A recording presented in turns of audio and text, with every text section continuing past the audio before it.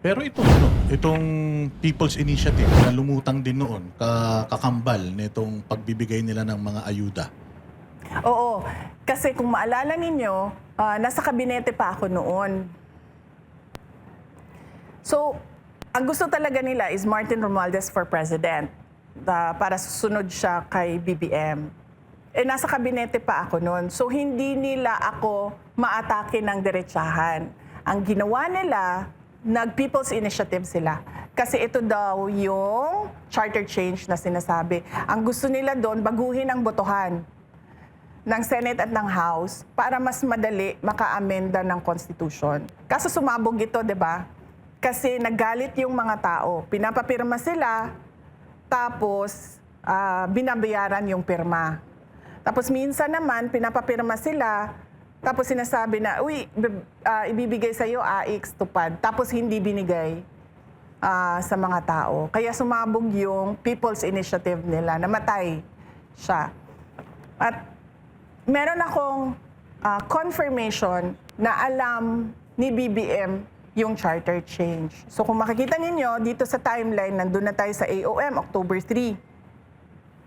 Noong November, kung maalala ninyo, November 2023, paalis siya papuntang United States para sa APEC. Bago siya umalis, one day before, tinawagan ko si Senator Amy Marcos. Sabi ko sa kanya, samahan mo naman ako kasi kailangan ko kausapin si BBM. Kailangan ko isama si Senator Amy dahil hindi ko kaibigan si BBM. Katrabaho ko lang siya. Presidente lang siya para sa akin. Si Senator Amy, maayos kausap na tao. So, tsaka kapatid niya. So, nandun kami. Kinonfront ako diretso si BBM. Sabi ko sa kanya, bakit merong pagpaplano ng impeachment sa House of Representatives sa akin? Tapos sabi niya, alam niyo si BBM, nag-English yan eh. Tapos sabi niya, that's not true. Ganyan. That's not true, there's nothing like that. Ganyan siya. Tapos, natigil yung denial niya kasi sa sobrang daldal niya, lumabas sa bibig niya na ang prioridad daw is charter change. So nung narinig ni Senator Amy yung charter change, nag-react siya. Sabi niya, sa dami-dami ng problema ng ating bansa, bakit naging charter change na ang prioridad?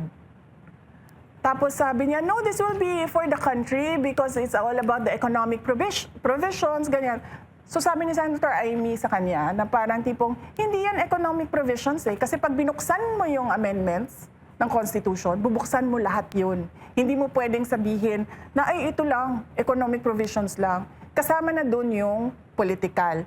Doon kasi unang diniscuss na tatanggalin ang opisina ng Vice President at papapahabain yung terms ng members of the House of Representatives. So more than 3 years na yung isang termino.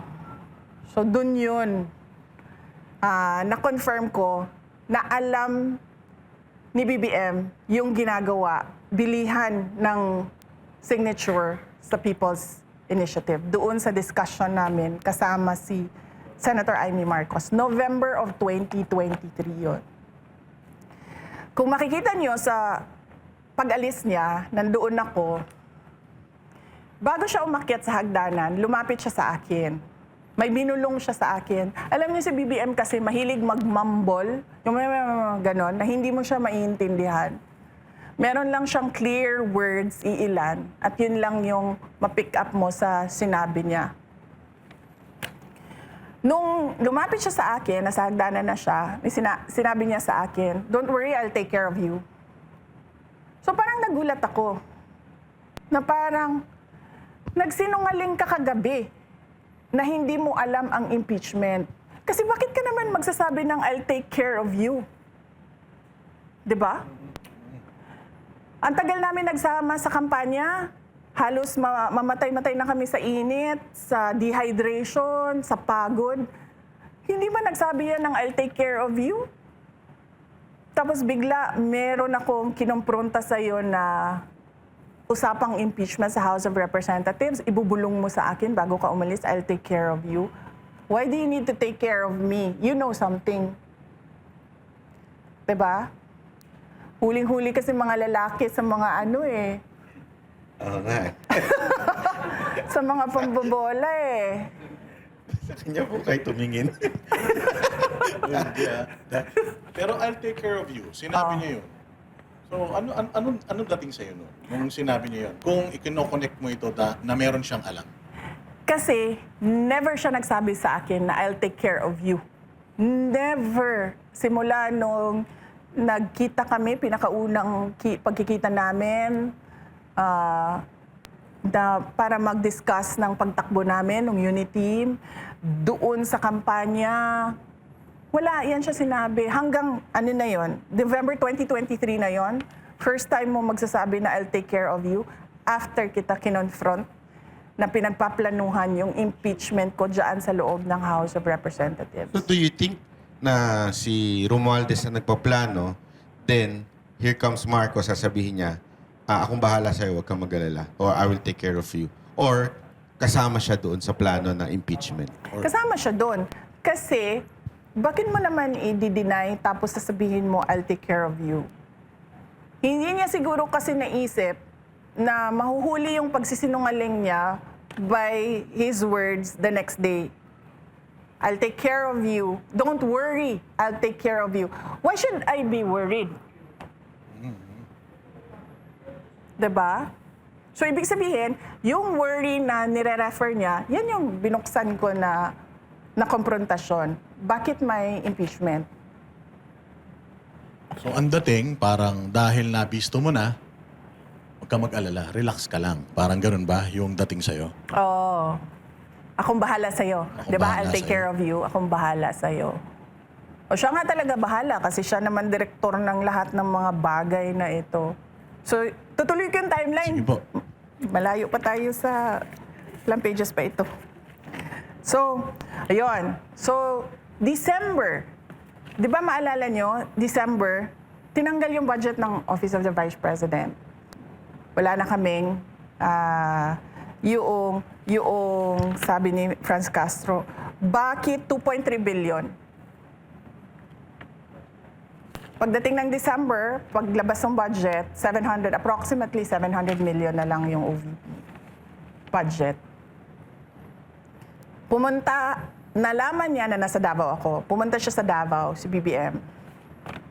Tapos, akala ko ang pag-uusapan namin ay yung pagtanggal ng budget ng OVP. Nung nakumakain na kami, walang sinasabi. Puro walang kwentang usapan na hindi mo alam saan papunta yung biglang ang pag-uusapan, rice fields, sa susunod yung swahe na kinakain. Ang ganun, okay, sige. Parang ako, uuwi na tayo, sayang yung oras natin dito. So, kumakain sila.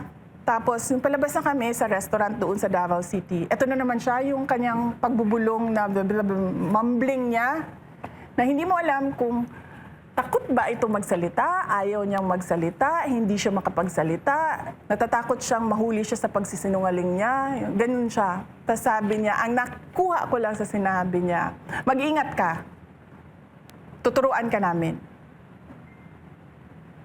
So ito na naman tayo, mag-ingat ka. Bakit ako mag-iingat?